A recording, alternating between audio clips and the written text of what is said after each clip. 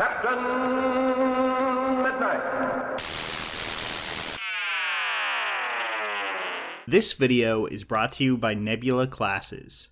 The year was 1940. Walt Disney Productions was coming off the stunning success of Snow White and the Seven Dwarfs 3 years earlier. The first feature-length cel animated movie in history, Snow White had been an unprecedented success after years of production, where the studio had gone deep into debt to finance the film. Now, Snow White was not only a huge financial windfall for Disney and RKO Studios, it was also met with an Oscar nomination and critical acclaim. So hopes were high that Disney's follow-up, Pinocchio, based on Carlo Collodi's 1883 novel, would do just as well, and perhaps even better.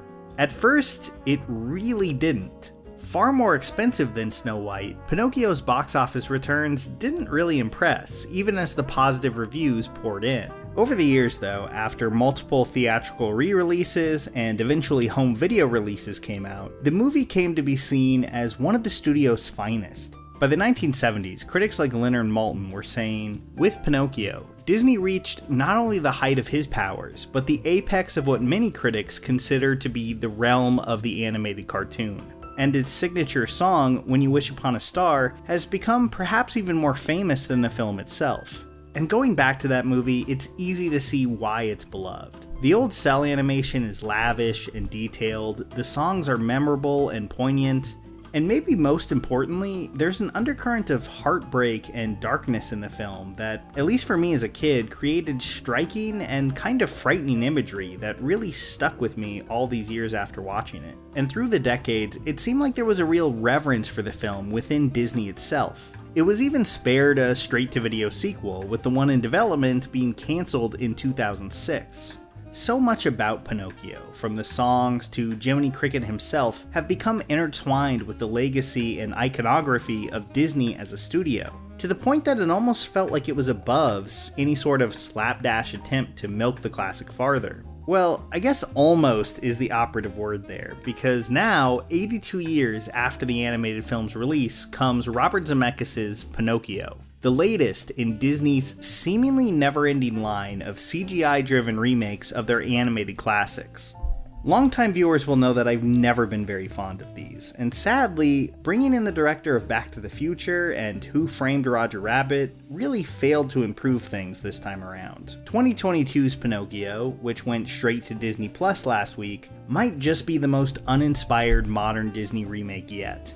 Which is debatable, I know, because the competition is pretty stiff, but I do think it at least manages to make 2019's Aladdin look like 1992's Aladdin. It's kind of crazy just how lifeless this thing feels. Even with all the songs and iconic imagery to draw from, the big name actors, and a sizable budget, Pinocchio can't help but feel like an empty shell of itself. The original film already went to pretty great lengths to sanitize the strange, dreamlike novel, and Zemeckis' movie takes that even farther, draining the tale of any energy or emotion it once had. Most of the negative reception I've seen around this movie has centered around how it looks, and kind of for good reason, but I think the most damning thing about it is its version of Pinocchio himself. Pinocchio in this version feels like an observer in his own story, not a flawed character making choices that he has to learn from. Take the Pleasure Island sequence from each film as an example. In the 1940 version, Pinocchio loves Pleasure Island. He loves smashing stuff with an axe, smoking cigars, eating unlimited treats, and comes to the conclusion that being bad's a lot of fun. The 2022 version plays entirely differently. Pinocchio instead feels like he's a hostage being held on a roller coaster that he occasionally kind of enjoys. He's uncomfortable the entire time, almost throws up at the sight of the other kids eating too much food, and is super distressed when Lampwick breaks a grandfather clock. Beer has been replaced by root beer here, and even then, Pinocchio is super hesitant to drink any, like he only has a few sips of one later on. Compared to the original, it feels like he barely makes any actual choices. This whole sequence also does far worse by Jiminy Cricket, where Jiminy is fed up being Pinocchio's conscience, and loses his temper and tries to box Lampwick. When Pinocchio calls Lampwick his best friend, Jiminy can't take it anymore and storms off, leaving the puppet behind. In this version, they just get separated, and when they meet up again, it's fine, no real hurt feelings. All the mild, jagged edges to these characters, from Jiminy's temper to Pinocchio's willingness to act like a spoiled kid and indulge in his worst impulses, are all sanded down until they're squeaky clean. This extends to almost everything the characters do in the movie too. In the original, Jiminy tells Pinocchio to ignore Honest John and go to school. And Pinocchio ignores him because becoming an actor and this vision of it that the fox has painted for him seems way more fun. A very understandable choice for him to make. But here, Pinocchio basically just listens to whoever talked to him last. So when the cricket tells him to ignore Honest John and go to school, he does. And it's only after getting kicked out of school because the teacher hates puppets that he listens to the fox and joins the theater, undercutting the entire point of the scene, which is Pinocchio's choice. Even the famous lion scene is made far less impactful. In the original movie, Pinocchio lies to the blue fairy's face and tries to spin an entirely new story on the spot, one where he's a completely blameless victim, causing his nose to grow. In the remake, he's like mildly dishonest to Jiminy about wanting to be famous, and even that's quickly forgotten as he uses his mild fibs to extend his nose long enough for Jiminy to grab the key. The original scene is a fairy tale take on a very relatable situation for kids, trying to lie your way out of a mess you made, only for it to backfire. The new version is more like Pinocchio learning how to use lies to fuel the world's lamest superpower. What this all adds up to is a protagonist who doesn't drive the story with his own actions, and also doesn't really need to learn any of these lessons along the way. The movie isn't willing to let Pinocchio enjoy being a bad kid, or try to get out of trouble with a huge lie, or even directly disobey his dad. But without the character making those choices and having those flaws, like what's left to Pinocchio? Not much other than a plucky puppet with an annoying voice. Pinocchio frequently doing the wrong thing and then having to face the consequences of those choices wasn't something that needed to be changed about the character. They're a huge reason why he's so beloved.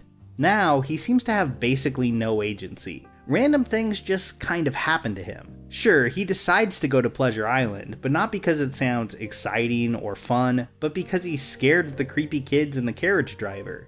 Like I said, he feels more like a hostage than a participant, and that really undercuts why it originally works. Now you could say, this is a new movie, it has a right to make creative choices very differently. And I'd agree with that. But this movie, like so many of these remakes, are obsessed with recreating their animated counterparts in everything from character design to plot beats. It hits every note you'd expect, in the order you'd expect, just with a few minor variations. If the movie was trying something interesting or new, like Del Toro's upcoming Pinocchio film seems to be attempting, I wouldn't be comparing it to the 1940 version so closely. But this movie is coasting off of the work done there so much that it only feels fair to review it as such. So far I've talked a lot about the character of Pinocchio, but let's be honest, that's far from the only problem here. Tom Hanks gives a completely checked out performance as Geppetto, with a bad accent that seems to really come in and out. But honestly, I have a hard time blaming him. I don't think he had much to play off of, since he hardly gets to talk to another actor once throughout the film. Instead, spending his time with Figaro the Uncanny Valley cat and a lot of CGI clocks. The clocks are all very overt references to movies that Disney owns, from Toy Story to Snow White and even Zemeckis' own Roger Rabbit. It's a pretty shameless attempt to pull on your nostalgia strings. But watching it, I was struck by how much more I would have forgiven this scene if they had actually had some clever Disney-themed cuckoo clocks made, and then shot them on an actual set. Maybe then there'd be some charm to them, but everything about Geppetto, his home and his town feels so artificial without any sense of texture or place that it all just sort of fades into background noise. Now, Honest John is actually kind of fun, as voiced by Keegan-Michael Key, but he has far less to do than his cartoon counterpart. Honestly, if you've seen a lot of these Disney remakes, you know exactly what to expect here. Zemeckis doesn't make very many choices that stray from the original stylistically. I do really hate how they try to give Jiminy Cricket like a realistic insect body. It just really clashes with his clothes and looks kind of bad, even if Joseph Gordon-Levitt is perfectly fine in the role. When it comes to a lot of this film, it's just hard to talk about it without repeating myself from my Lion King or Disney remakes videos. Retelling these stories in a CGI-driven style, bringing very little that's new to the table, and then somehow always making the scripts a little worse, often stripping them of whatever power they had in the first place. There's a lot of ways to tackle the Pinocchio story. We're getting like 4 interpretations just this year. But of all of them, this has to be the most boring take on the material. Reanimating the iconography of the 1940 film like an IP-driven Dr. Frankenstein, but failing to understand what made that material work in the first place.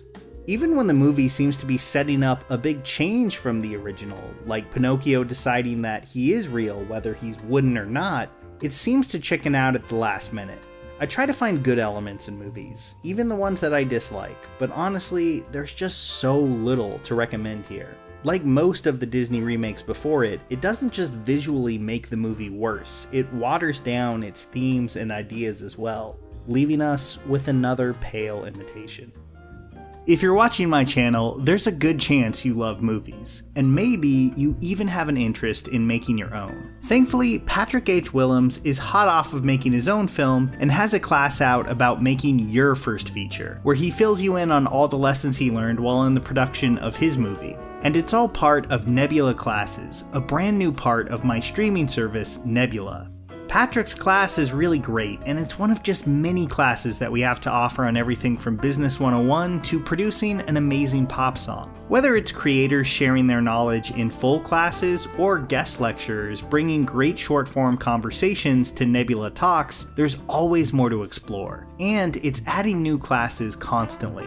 The whole thing is less than $150 a year, but if you go to the link in the description, you can sign up for the annual plan for only $119 per year. And if you're already a Nebula subscriber, upgrading to classes is just $99. My own videos are always ad-free on Nebula, and with classes, there's never been a better time to sign up.